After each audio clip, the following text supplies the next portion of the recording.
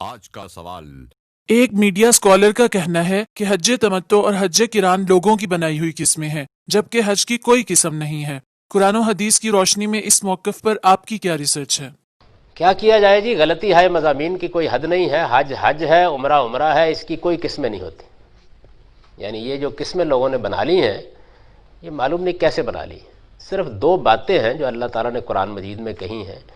ایک یہ بات فرمائی ہے کہ اگر کوئی شخص حج کے سفر میں عمرے کا فائدہ اٹھانا چاہے، یعنی یہ قسم نہیں ہے کوئی، آپ نے عمرے کو حج کے سفر میں ساتھ جمع کر لیا، ایک رخصت سے فائدہ اٹھایا ہے، اس کا لوگوں نے نام تمتع رکھ لیا ہوا ہے۔ حضور قربانی کے جانور مدینے سے ساتھ لے گئے تھے، اب قربانی کے جانور جب ساتھ لے گئے تو ظاہر ہے کہ پھر اس کا کوئی سوال نہیں تھا کہ آپ حجامت بنوا سکیں جب تک قربانی نہ ہو جائے۔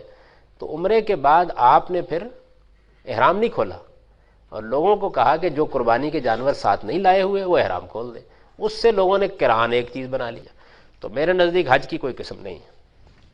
آپ کے اس سوال کے جواب کے حوالے سے گزشتہ نشست میں ایک بات گزر چکی کہ قرآن، نبی اکرم صلی اللہ علیہ وسلم کے ارشادات، حضرات صحابہ اکرام رضوان اللہ تعالی علیہم اجمعین کے ارشادات و معمولات کی روشنی میں حج کی اقسام اور ان کے ناموں کا ذکر ہو چکا۔ آج کی نشست میں ہم اس بات پر غور کرتے ہیں کہ قرآن کریم کی تفاسیر میں حضرات مفسرین نے کیا حج کی اقسام اور ان کے ناموں کا ذکر کیا ہے یا نہیں۔ اس سلسلے میں 9 تفاسیر جو ان 14 صدیوں کی اہم تفاسیر ہیں، ان کا ذکر ہم آپ کی خدمت میں پیش کرتے ہیں۔ امام زمخشری کی تفسیر کشاف میں تمتع کا ذکر ہے، قران کا ذکر ہے، اور اس کا جو اسم فاعل ہے متمتع، تمتع کرنے والا، اور قارن، قران کرنے والا، اس کا ذکر موجود ہے۔ امام قرطبی رحمۃ اللہ علیہ نے الجامع لاحکام القرآن میں قران، تمتع اور حج ان تینوں اقسام کا ذکر فرمایا ہے اور لکھا ہے ان التمتع جائز، تمتع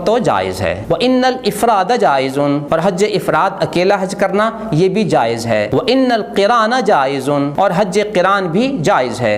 یوں امام قرطبی رحمۃ اللہ علیہ نے اس آیت نمبر 196 سورہ بقرہ کی تفسیر میں ان 3 اقسام اور ان کے ناموں کا ذکر کر دیا۔ امام راغب اصفہانی نے اپنی تفسیر میں حج قران، حج تمتع اور حج افراد کا ذکر کیا ہے اور یہ ترتیب بتائی ہے کہ قران افضل ہے، پھر تمتع اور پھر افراد۔ امام خازن نے تفسیر خازن میں ان تینوں اقسام اور ان کے ناموں کا ذکر کیا ہے۔ امام ابن جزی نے التسہیل لعلوم التنزیل میں حج کی ان تینوں اقسام اور ان کے ناموں کا ذکر کیا ہے اور یہ تشریح بیان کی ہے کہ قران افضل، پھر تمتع اور پھر افراد۔ امام نساپوری نے تفسیر غرائب القرآن میں حج کی ان تینوں اقسام اور ان کے ناموں کا ذکر کیا۔ امام بغوی نے تفسیر معالم التنزیل میں یہ جملہ نقل فرمایا واتفقت الامت على انه يجوز اداء العمرة والحج على 3 اوجه الافراد والتمتع والقران۔ پوری امت کا اس بات پر اتفاق ہے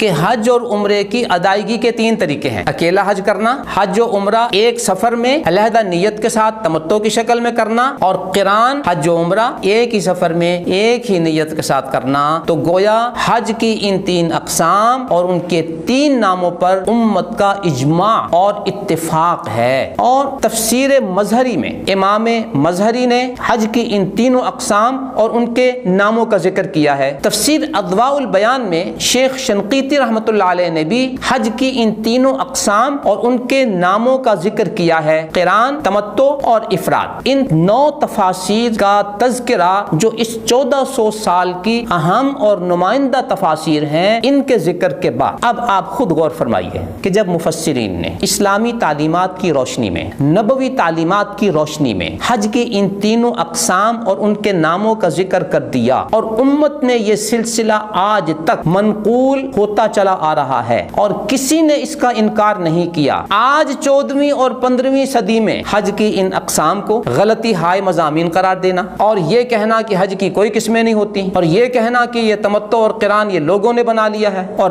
میرے نزدیک حج کی کوئی قسم نہیں، اب ایک طرف 1400 سال کے مفسرین ہیں اور ایک طرف آج کا میڈیا اسکالر. ہم یہاں ایک سوال کرتے ہیں کہ حضرات مفسرین نے جو کچھ ارشاد فرمایا اس کی بنیاد اللہ کا قرآن اور نبی اکرم صلی اللہ علیہ وسلم کی تعلیمات تھیں، اور ان تعلیمات کی بنیاد پر انہوں نے قران، تمتع اور افراد کا ذکر فرمایا. آپ نے ان تمام مفسرین کے مد مقابل جب یہ موقف اختیار کیا کہ حج کی اقسام غلطی ہائے مضامین ہیں اور حج کی کوئی قسمیں نہیں ہوتی، تمتع قران لوگوں نے بنایا اور میرے نزدیک حج کی کوئی قسم نہیں، تو آپ سے بجا طور پر میرا اور آپ کے تمام سامعین کا یہ مطالبہ ہوگا کہ آپ بھی اپنے موقف پر 1400 سال میں کسی ایک مفسر کا حوالہ پیش کر دیں جو یہ کہتا ہو کہ حج کی اقسام غلطی ہائے مضامین ہیں اور یہ لوگوں نے بنائی ہیں. امید ہے کہ اس علمی تشنگی کی تکمیل کی جائے گی، اور اگر نہ کی جا سکے تو پھر سامعین پر اصل صورتحال واضح ہو جائے گی کہ ایک طرف امت اسلامیہ کے 1400 سال کے مفسرین کا موقف ہے اور ان کے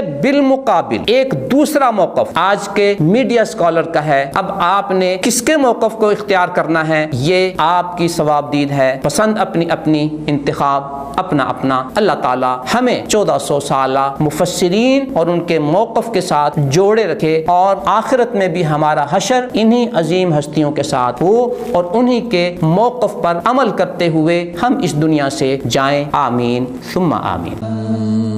نظروا للطيبة ونور طه يسطعون.